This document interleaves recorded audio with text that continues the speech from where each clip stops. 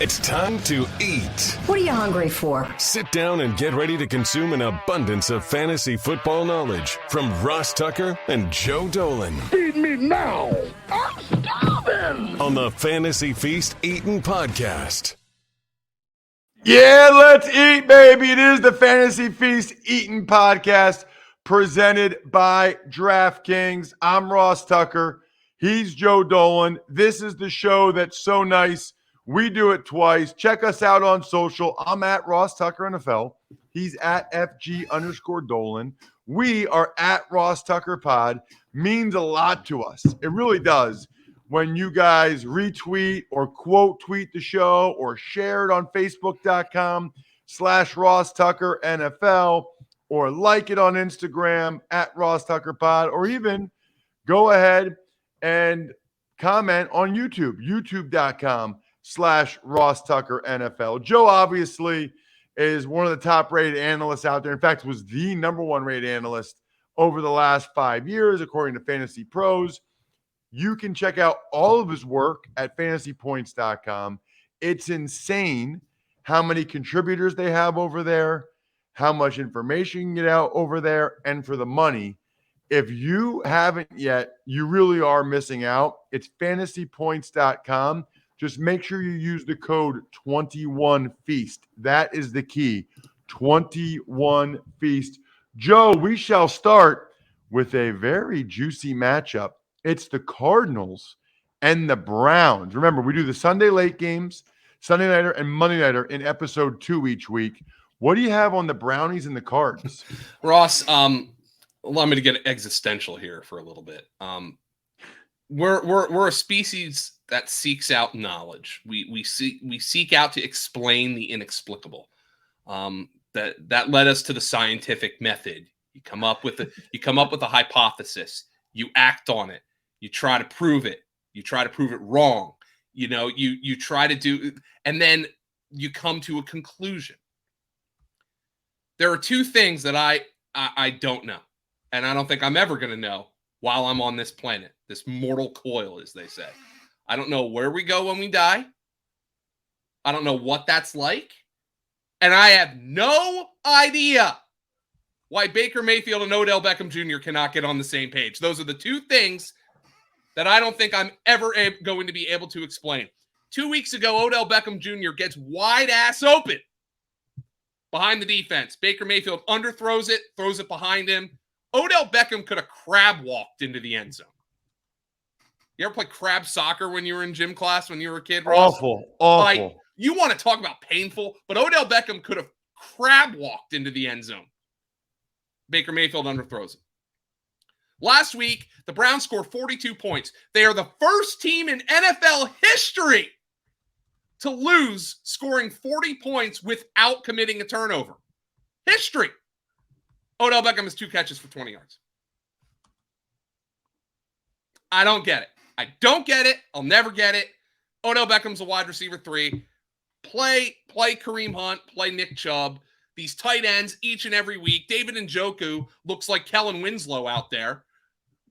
I don't know. It'll be an Austin Hooper week this week. The Browns drive me nuts, but at least you can play the running backs. What about the Cardinals? So the Cardinals, the big, I think, story from week 5 was Rondale Moore running more routes than Christian Kirk. It's coming, baby. So after week 1, I said, Christian Kirk, this is a guy, when he scores a touchdown, he scores 2 of them, and then he's going to disappoint you the rest of the way, and everybody's like, oh, it's different this year. He's playing the slot. Enter Rondale Moore. Rondale Moore is a freakish athlete. You got to get more touches for. He's going to keep playing more and more. I thought last week that Josh Norman actually did a good job on DeAndre Hopkins, but Hopkins got in the box. I think DeAndre Hopkins against this banged-up secondary. Rondale Moore against this banged-up secondary. It's a really good spot for the Arizona Cardinals passing game.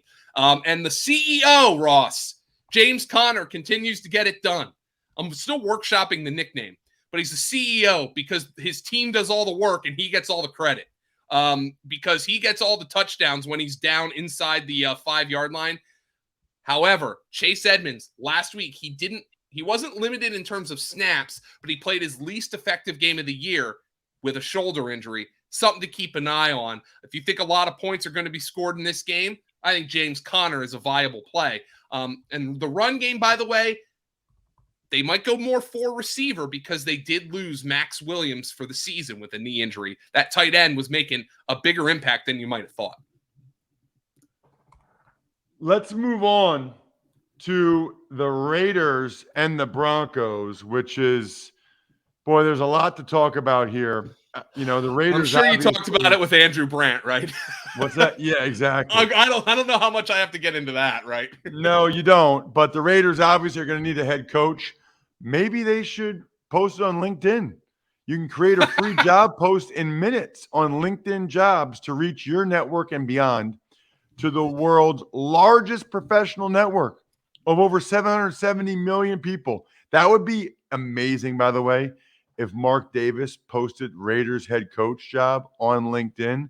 That would make my life, because then he could use simple tools on LinkedIn Jobs to quickly filter and prioritize who he would like to interview and hire. It's why small businesses or the Raiders rate LinkedIn Jobs number one in delivering quality hires versus leading competitors. LinkedIn Jobs helps you find the candidates worth interviewing faster. Did you know every week nearly 40 million job seekers visit LinkedIn? Post your job for free at linkedin.com/feast. That's linkedin.com/feast to post your job for free. Terms and conditions apply, of course.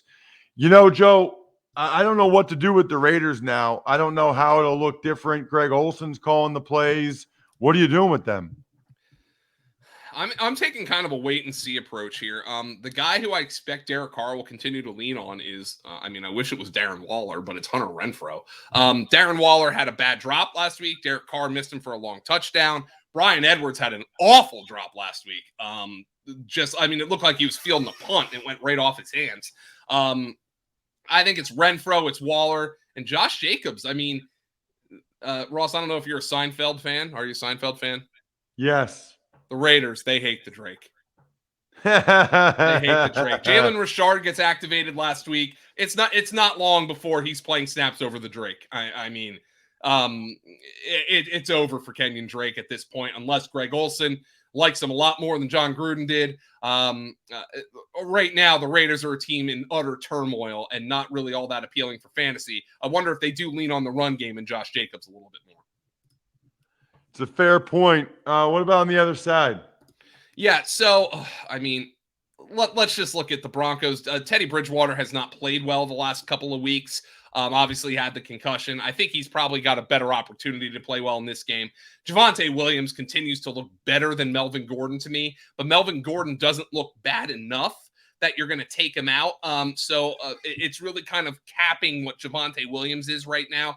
At the receiver position, Cortland Sutton's probably going to catch a shadow from Pro Football Focus's top-graded coverage corner. That's Casey Hayward. Not good news for Cortland Sutton. I would wonder if this is more of a Noah Fant and Tim Patrick game for the Denver Broncos. Interesting. Very interesting. What about the Cowboys and the Patriots? Cowboys, Patriots, Joe. Cowboys continue to run the ball with alacrity. They're going out there. They got big smiles on their faces. Tony Pollard, Ezekiel Elliott, those guys are getting the ball a ton each and every week. And what it's done here is it's completely turned our offseason analysis and our offseason draft strategies on their heads. Because Dak Prescott, over his last 4 games, is dropping back less than 30 times per game. That means Amari Cooper and CeeDee Lamb, even without Michael Gallup, are seeing lower target numbers than we expected. On top of that, Dak Prescott's throwing Dalton Schultz a team-leading target share. That's 2 things that really have messed up what we thought about this offense, and it's working for them. They're gonna continue doing that because it's working. Dak Prescott is protected. He's not dropping back 60 times a game, exposing himself to hits. They're going to keep running the ball, and they're going to keep trying to limit the number of passes Dak Prescott throws. The problem is if you drafted CeeDee Lamb in the 2nd, 3rd round, Amari Cooper in the 3rd, 4th round, Dalton Schultz has emerged, and that is really throwing a wrench into everything. Now, you got to play those guys. They both scored last week. That really covered up a lot of the issues. But unfortunately, I think it's a big-time problem going forward with the expected volume that we thought we were going to see from CeeDee Lamb and Amari Cooper, especially once Michael Gallup gets back into the fold here. Yeah, I think it's a fair point. I mean, they're loaded and Gallup's not even there. Yeah, and again, we didn't anticipate – the one thing we didn't anticipate is Dalton Schultz emerging as a guy who's going to have a legitimate shot to lead them in targets any given week. He's done that. He's made himself a fantasy option, but that was an unexpected variable that was not part of the simulation, and it's really kind of messed up what we thought both the floor and the ceiling were for CeeDee Lamb and Amari Cooper. You got that right, man. All right, what about on the other side with the Patriots? Oh, terrible fantasy team. Jacoby Myers is good at any particular week. Keep an eye on the status of Damian Harris, who left last week's game with a chest injury, didn't practice on Wednesday. We're recording this on Thursday. And by the way, I think Jonnu Smith ran like 8 routes in week 5. I knew one of these tight ends was going to be somebody who was going to emerge as a legitimate fantasy option. All off season, I thought it was Jonnu Smith. I was wrong. It's Hunter Henry. He's the guy who has earned the trust of the coaching staff and of Mac Jones. Mac Jones not a fantasy option. If Damian Harris doesn't go, Ramondre Stevenson is probably going to get the early down work. Brandon Bolden is still playing on third downs. He had 4 catches for 6 yards against the Texans last week, but really not a great fantasy team across the board. No, they're not. I've kind of noticed that. And even the Cowboys, I guess I get curious as to what people should do with the running backs. Greg Cosell said on Thursday's Ross Tucker Football Podcast, their running on first down is crazy, Joe. Yeah, I mean, they're just getting chunks and chunks of yardage, and why would you stop it? Until it doesn't work, why would you stop that? Tony Pollard is a viable flex play. And again, I talked about this on yesterday's podcast with AJ Dillon. These are guys who you probably don't want to play. Well, he's the number 2 back on his own team, and he's not Kareem Hunt. But there's 4 teams on bye. Guys are injured. There's 6 teams on bye next week. Sometimes you got to play these guys who might get you 8 to 10 fantasy points, because 8 to 10 fantasy points might not be what you consider great, but it could be the difference between a win and a loss in these weeks where fewer teams and fewer players are playing. It's a good point. Really good point, Joe. Speaking of good points, Joe, October's fall car care month, dude. Show your car some love with help from AutoZone. Just like these teams need to take care of their skill guys, just like these teams need to take care of us, their fantasy owners, you need to take care of the interior of your car. AutoZone has the cleaning products you need to freshen up. Replacing your cabin air filters is another easy job that ensures your car is actually blowing clean air. Now that your windows will be rolled up all the time. Plus, how about the next day delivery or free same-day store pickup? AutoZone is where it's at. This fall car care month, make AutoZone your one-stop car interior shop. They carry the best products from the best brands at the right price. Get in the zone. AutoZone. And get me, Joe, to Seahawks without Russell Wilson and the Steelers now that they can maybe run the ball? Yeah, they can. I thought the offensive line was the best it's played in 2 years for the Pittsburgh Steelers in that game. And I think that's what you need to do at this stage of Ben Roethlisberger's career. Najee Harris, Ross, is a dog. That guy is amazing. I just got to give him some advice. Get on the Pedialyte train, Najee. If you're going to be touching the ball 25 times a game, you got to hydrate, brother. Get on the Pedialyte train. That was the only thing held him back last week, was not the defense. It was cramps. So start drinking up, Najee. Get ready. You want to be pissing clear by the morning of the game, and you can handle your 25 touches. Obviously, Juju's out for the year. For fantasy, that narrows the target tree. I think we can expect a lot more for Deontay Johnson and Chase Claypool. Do wonder what they're going to do in the slot? Will they move Claypool inside more? Will they put James Washington in there? Or will they use Eric Ebron as a slot receiver? There's a couple of possibilities for Pittsburgh that I'm looking forward to seeing this week against Seattle, but I do anticipate big games for Najee Harris, Deontay Johnson, and Chase Claypool against a struggling Seattle defense. What are we doing with Seahawks skill guys with Geno? I know he looked good when he was in there, Joe, but what are we doing? Well, I mean, I think DK Metcalf and Tyler Lockett are so good that you have probably no choice but to play them. And I mean, DK Metcalf looked good with Geno out there. I think you are downgrading them a little bit, but I think you have no choice but to play them. The question I have, and look, this is a team that ran the ball a lot with Russell Wilson. Obviously, they're going to do the same with Geno. But the backfield, Chris Carson has the neck injury. Our injury expert, Fantasy Points, Edwin Porras, seems to think it's a chronic issue, arthritic potentially. Now, he said that sounds worse than it is, but it's just something they're going to have to manage. Alex Collins, as long as Chris Carson is dealing with this, is going to have some value. If Carson plays, I rank him higher than Alex Collins, but Alex Collins might be one of those guys for the Seattle Seahawks. When on your fantasy team, when you've got guys on bye, you've got guys hurt, you just need to play somebody who might get you some points. And I think Alex Collins is in that category. Interesting. Yeah, I'm very curious. I maybe it's my bias, Joe, but I don't think it's going to go well for Geno in Pittsburgh Sunday night. That's a tough place to play. It's really I think tough. TJ Watt and them are going to get after him. And now they know it's him, like they're ready for him. This is not like coming off the bench. I'll be very curious to see how that goes. What about the Bills, who crack me up that it's just another game, and then they have Josh Allen run as much as he ran the other night? Joe, that was not just another game if they're going to have Josh Allen run that much. But now they play the Titans, and your boy Derrick Henry, who is the beast of all beasts we've ever seen ever.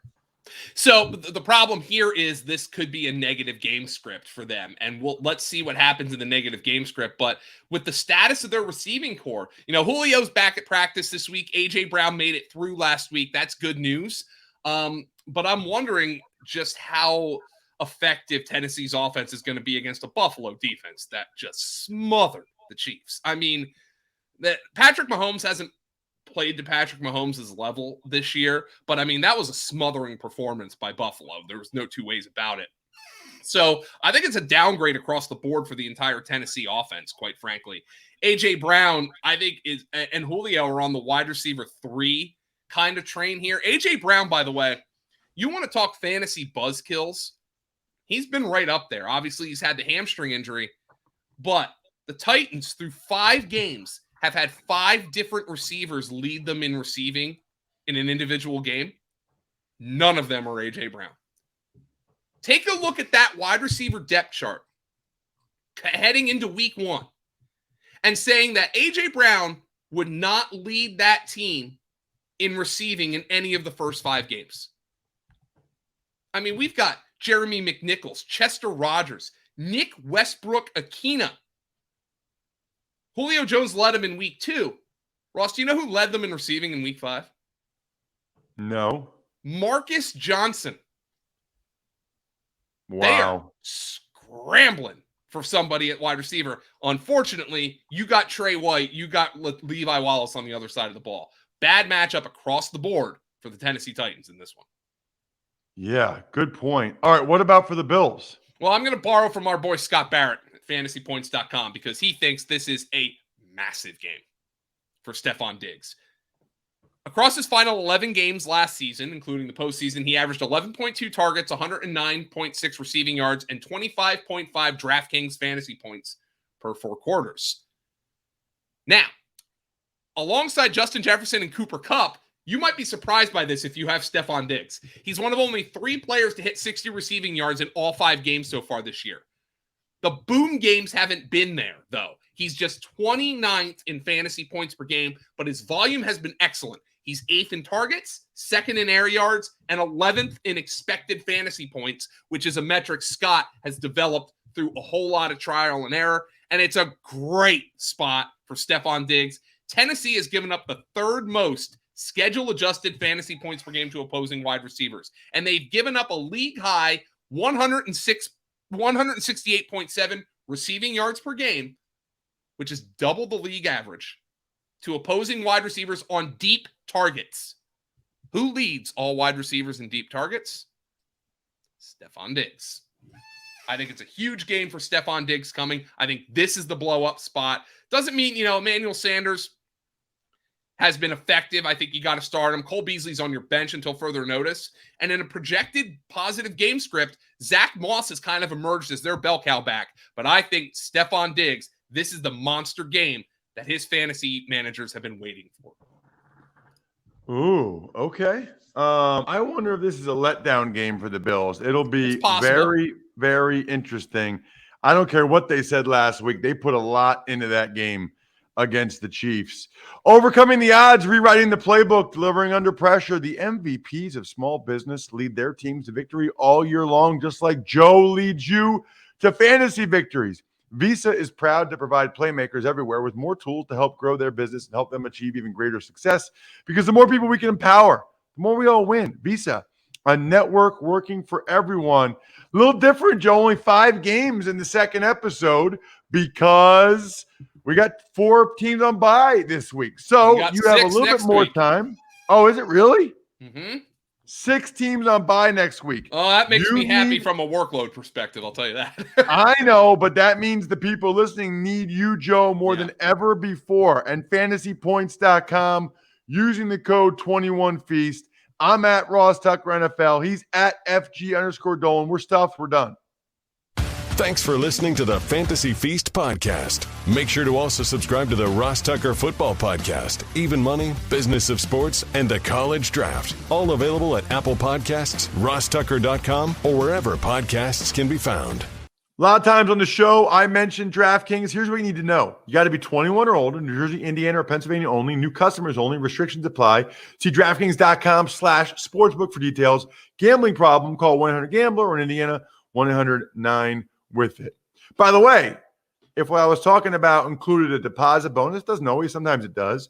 Deposit bonus requires 25 times playthrough, and deposit bonuses are paid out in site credit.